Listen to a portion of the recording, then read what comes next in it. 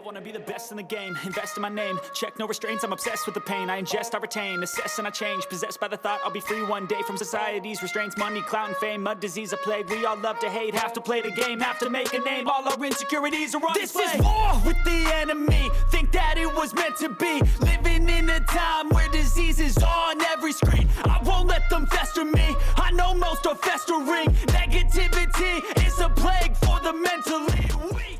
Salut et bienvenue dans cette nouvelle vidéo, j'espère que vous allez bien. Aujourd'hui on va parler du Samsung Galaxy A33 5G, le dernier smartphone milieu de gamme proposé par Samsung. Et bien sincèrement, je ne m'attendais à rien et je suis vraiment agréablement surpris. Pourtant si vous me suivez depuis plusieurs mois ou plusieurs années, vous n'êtes pas sans savoir que je ne suis pas spécialement fan de Samsung. Attention, je n'ai rien contre Samsung, mais je ne suis pas forcément un adepte de leurs produits ou de leurs surcouches. Mais là pour le coup, le Galaxy A33 proposé actuellement à 379€ est vraiment une excellente réussite, surtout que je viens de tester tout récemment le Honor Magic 4 Lite, un smartphone que j'ai un petit peu critiqué parce que j'étais un petit peu déçu. Et bien pour le coup, c'est vraiment tout l'inverse, ce smartphone est une franche réussite, bien développé, agréable en main, performant dans son domaine et surtout par rapport à son placement tarifaire, bref, bien joué Samsung. Dans cette vidéo, je ne vais pas trop m'attarder sur le coffret, sur les accessoires, forcément il n'y a pas grand chose, on peut voir que c'est une boîte qui est très compacte. On voit simplement bien sûr un visuel du smartphone, l'appellation complète de ce modèle qui est bien évidemment compatible 5G. Et au niveau des accessoires, il n'y aura ni bloc chargeur fourni d'origine, ni écouteurs filaires, donc c'est un coffret qui est assez minimaliste. Celui-ci comportera donc uniquement un câble de chargement et une notice d'utilisation. On va en venir au cœur du sujet, on va parler de ce smartphone milieu de gamme, je le rappelle, proposé actuellement à 379€ sur la plupart des commerces en France. Et bien sincèrement, ce smartphone est vraiment bien abouti, bien défini, super agréable en main. Alors attention, ça n'est pas les matériaux les plus nobles du marché, on a vu bien sûr beaucoup mieux mais c'était également beaucoup plus cher. Quoi qu'il en soit, je trouve que le design général, l'optimisation de la face avant, l'ergonomie et le feeling renvoyé aux propriétaires sont vraiment excellents. Même si on pourra quand même critiquer, il faut bien le reconnaître, l'aspect de la coque arrière qui est vraiment très plastique. Je pense qu'il doit y avoir un léger espace entre les composants à l'intérieur du smartphone et la coque, ce qui fait qu'il y a une espèce de jeu comme ça qui est un petit peu dérangeant. En fait, quand on passe le doigt sur la coque, on sent qu'il y a un petit peu de vide à l'arrière. Et ça peut donner un aspect un petit peu troublant, quoi qu'il en soit, c'est vraiment le seul point négatif que j'ai trouvé à ce produit. Du coup, sur la coque arrière, je vais pas y revenir, petite coque en plastique noir, il y a bien sûr plein de coloris disponibles sur cette version. Les informations de certification qui sont intégrées directement sous le logo du constructeur, elles sont bien discrètes, donc ça fait plaisir. Et bien sûr, comme on a l'habitude de le voir chez Samsung depuis plusieurs années, l'intégration des capteurs est absolument parfaite à mon sens. Le module photo n'a aucune arête tranchante, il est vraiment noyé dans la masse, et à mon sens c'est vraiment la plus belle intégration qu'on peut retrouver actuellement sur un smartphone. Pour la partie photo, bien évidemment ça n'est pas un smartphone ultra haut de gamme, quoi qu'il en soit le capteur principal de 48 mégapixels équipé d'une optique de focale 26 mm avec une ouverture à f1.8 est vraiment plutôt agréable. L'utilisation en définition 48 mégapixels est vraiment très bonne, ça apporte énormément de détails et de piqué à la photographie. Et bien évidemment celui-ci permet également de faire de la photographie en 12 mégapixels en technologie pixel binning pour générer des photosites 4 fois plus grands qu'à la normale. Ce qui permet bien sûr au smartphone de mieux gérer en cas de faible luminosité, celui-ci a moins besoin de monter en ISO, et du coup on aura des photos beaucoup moins bruitées. Et sincèrement l'expérience photo encore une fois pour cette gamme de prix est vraiment très bonne, j'ai vraiment été surpris par le nombre de détails, le piqué et l'homogénéité des photographies réalisées avec le capteur principal. Le deuxième capteur photo quant à lui est beaucoup plus modeste, c'est un petit capteur de 8 mégapixels, une optique ultra grand angle avec une ouverture à f2.2 donc un petit peu moins lumineuse. Pour le coup par contre là c'est un peu une déception, en effet ça manque de piqué, ça manque de détails. Il y a une impression de flou comme ça sur l'intégralité du champ de la photographie, c'est un petit peu gênant. Quoi qu'il en soit, ça apporte quand même une polyvalence plutôt agréable pour faire une photo de groupe, de monument ou de paysage, notamment s'il n'y a pas assez de recul. Ensuite, on retrouvera un troisième capteur de 5 mégapixels seulement, optique à ouverture f2.4, c'est un capteur macro. Alors personnellement, j'ai quelques doutes quant au choix des constructeurs de mettre des optiques destinées à la photographie macro, à mon sens ça ne sert pas à grand chose. Ce sont à mon sens vraiment des optiques qui sont anecdotiques dans leur utilisation, très peu de gens s'en servent de manière quotidienne. Du coup ça apporte certes une polyvalence au smartphone, mais encore une fois les photos manquent un petit peu de précision, ça manque bien sûr de détails. J'ai fait quelques photos avec, je vous les montrerai juste après.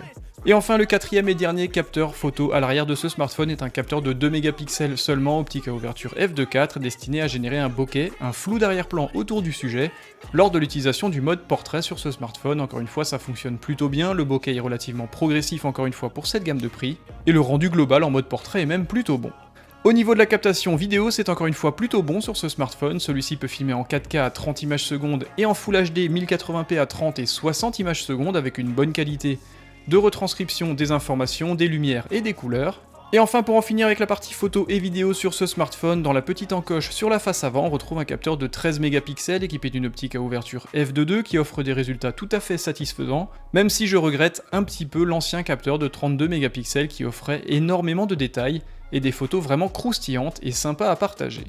Pour le reste, au niveau du design, le smartphone, comme je l'ai dit avant, respire la qualité et le sérieux au niveau de l'assemblage. Alors bien évidemment, on est sur un smartphone qui est quasiment entièrement en plastique. Vous retrouverez les boutons de contrôle volume plus et moins ainsi que le bouton de démarrage du smartphone sur la tranche. Sur la tranche inférieure, vous retrouverez la grille pour le haut-parleur. Gros point fort encore une fois sur ce smartphone. Dans cette gamme de prix, on retrouve deux haut-parleurs stéréo Dolby Atmos qui sont vraiment très puissants. Il y a vraiment un aspect qui est très englobant quand on regarde une vidéo et ça fait vraiment plaisir. Connectivité USB type C, microphone extérieur. Sur la tranche opposée, ni bouton ni interaction, c'est bien fini et minimaliste. Et enfin, sur la tranche supérieure, on retrouve un tiroir nano SIM dans lequel on pourra mettre deux cartes nano SIM et vous avez la possibilité également d'étendre la mémoire via une carte micro SD, ce qui est encore une fois une polyvalence tout à fait sympa. Et sur le bout de la tranche, on retrouvera encore une fois un deuxième microphone extérieur. Au niveau de la face avant, on retrouve bien évidemment la pièce maîtresse. Samsung maîtrise bien évidemment ce chapitre depuis plusieurs années. C'est un écran de 6,4 pouces, technologie Super AMOLED en définition Full HD+, soit 411 pixels par pouce, donc une finesse d'affichage tout à fait agréable et confortable en utilisation. Le fait d'avoir une diagonale de 6,4 pouces en fait un smartphone en plus qui est très agréable à utiliser. L'ergonomie est vraiment très bonne, c'est vraiment un produit qui flatte son utilisateur. Le tout couronné par une excellente technologie Super AMOLED pour avoir des contrastes infinis, bref, la partie affichage est vraiment bien maîtrisée sur ce produit, d'autant plus que le taux de rafraîchissement maximum culmine à 90 Hz, et qu'on retrouve également un traitement Gorilla Glass de niveau 5 pour éviter les rayures d'usage. Au niveau des performances, ça n'est pas un smartphone ultra haut de gamme encore une fois, quoi qu'il en soit le processeur Exynos 1280 est plutôt performant, sauf sur la partie graphique, jeux vidéo ou montage vidéo où on sent un petit peu qu'il a du mal. 6 Go de RAM, 128 Go d'espace de stockage et un GPU Mali G68. Donc c'est un smartphone qui est tout à fait cohérent encore une fois par rapport à son placement tarifaire. Après bien évidemment quand on commence à traiter des gros fichiers 4K ou des photos en 48 mégapixels, on peut avoir de temps à autre quelques ralentissements. Mais pour le reste, la surcouche et le smartphone sont vraiment très véloces dans l'ensemble et c'est un smartphone qui est vraiment très agréable en utilisation. L'autonomie, parlons-en, c'est une énorme batterie de 5000 mAh qui se trouve à l'intérieur de ce smartphone et je trouve que c'est plutôt impressionnant pour une dalle de 6,4 pouces.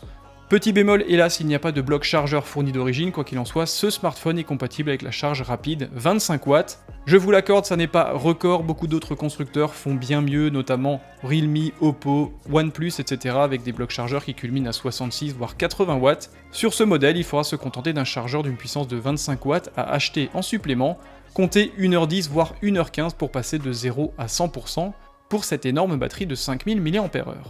La partie audio, j'en ai parlé rapidement juste avant, on retrouve deux haut-parleurs, un sur la tranche inférieure et un directement sur la tranche supérieure, la puissance est vraiment agréable, les basses sont bien présentes, quand on regarde une vidéo sur YouTube ou sur une autre plateforme, eh bien ça fait vraiment plaisir. D'autres smartphones vendus bien plus cher n'offrent pas forcément deux haut-parleurs stéréo. Petit bémol néanmoins, il n'y a pas de prise mini jack 3.5 sur ce smartphone, pourtant Samsung a pendant plusieurs années tenu la dragée haute à la concurrence en conservant cette possibilité. Au niveau de la connectivité, ce smartphone est bien évidemment équipé d'un module NFC, Bluetooth en version 5.1, compatible 5G, Wi-Fi en version 5. Gros point fort d'ailleurs sur la partie Wi-Fi sur ce produit, j'adore le fait de pouvoir scanner un QR code pour me connecter à une Livebox. Vous cliquez sur la partie Wi-Fi, vous faites scanner un QR code, vous scannez ensuite le QR code à l'arrière de votre Livebox et hop, vous êtes connecté. Sans souci, c'est très rapide et ça fait vraiment plaisir. Au niveau de l'interface, ce smartphone tourne nativement bien évidemment sous Android en version 12 avec une surcouche maison baptisée One UI en version 4.1. Point fort sur ce smartphone, Samsung promet plusieurs années de mise à jour, c'est donc un smartphone qui est fait pour durer. Et même si son processeur n'est pas le plus performant du marché, ça peut quand même être un compagnon qui vous accompagnera plusieurs années sans problème. Pour en revenir rapidement à la partie photo et vidéo, le fait de faire de la photographie en 48 mégapixels est un vrai plaisir, franchement il y a énormément de détails sur la photographie, on peut d'ailleurs zoomer de manière assez impressionnante je trouve. Et si vous souhaitez avoir des fichiers moins lourds ou avoir des photographies meilleures en cas de faible luminosité, vous basculez en mode 12 mégapixels avec des photosites 4 fois plus grands, et même si on perd bien évidemment un peu de détails et de piqué, ça reste quand même des photos tout à fait exploitables et vraiment cohérentes encore une fois avec ce placement tarifaire. Le capteur macro de 5 mégapixels quant à lui permet également de faire des photos assez sympathiques, entre 3 et 5 cm, après bien évidemment les couleurs sont un petit peu trop saturées à mon goût, forcément en plus on a un écran Super AMOLED qui renforce encore une fois cette saturation des couleurs, fort heureusement on peut le calibrer, mais encore une fois le mode macro est tout à fait acceptable encore une fois dans cette gamme de prix. Petite déception néanmoins au niveau du capteur ultra grand angle de 8 mégapixels où on manque cruellement de détails, c'est vraiment une petite bouillie de pixels. C'est assez dommage encore une fois, mais après dans cette gamme de prix on ne peut pas trop en demander, d'autres smartphones bien plus chers se plantent également à l'exercice de l'ultra grand angle. Et si on regarde la photo à distance, ça reste quand même tout à fait exploitable et ça apporte quand même une polyvalence plutôt cool à ce smartphone. Voilà pour ma présentation et mon avis sur ce Galaxy A33 5G. Encore une fois, je ne m'attendais vraiment à rien, et bien c'est vraiment une excellente surprise.